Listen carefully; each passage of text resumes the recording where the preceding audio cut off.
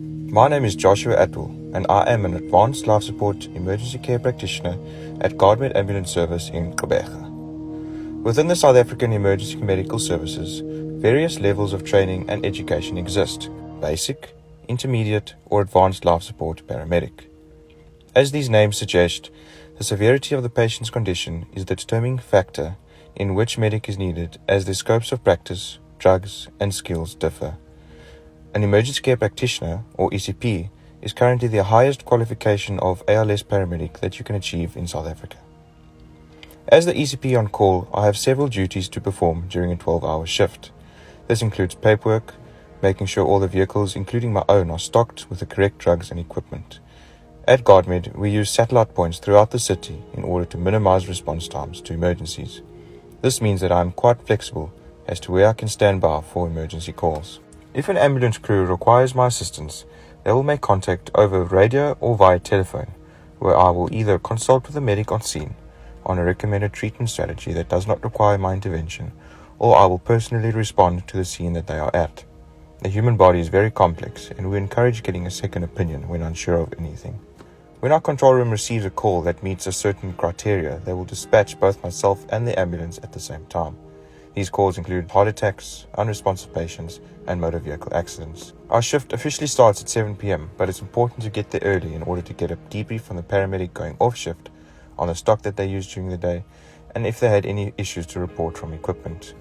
By 7 p.m, our multiple ambulance crews need to be fully stocked and ready to respond to any emergency call. Road 18.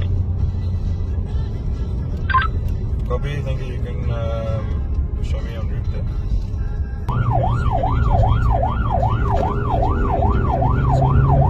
Our first call came in just after 8 p.m. for a patient who fell into an empty pool injuring themselves.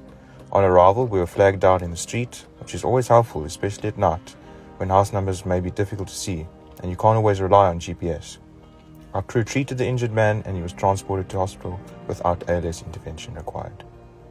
Directly from that call, we responded to a serious motor vehicle accident on the R75 Uteneg Road in Gqeberha Park. Our ambulance, along with multiple role players, were on scene, and we assisted where possible.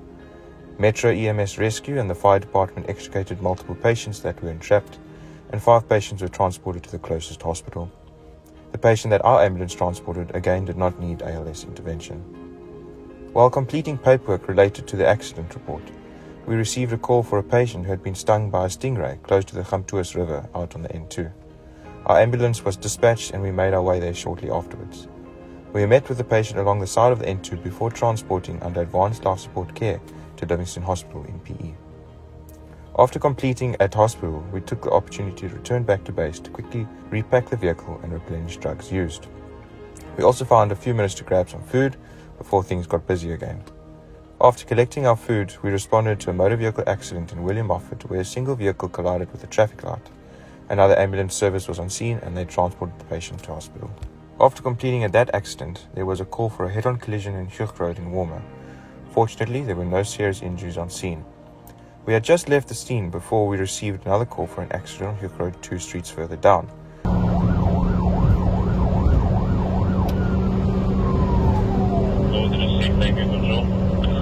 A single vehicle had lost control and collided with an embankment and a road sign. The driver, who was the only occupant, was uninjured. While we were still on scene, another call came in for a motor vehicle accident on the M4 freeway, which is less than 5 minutes from our location.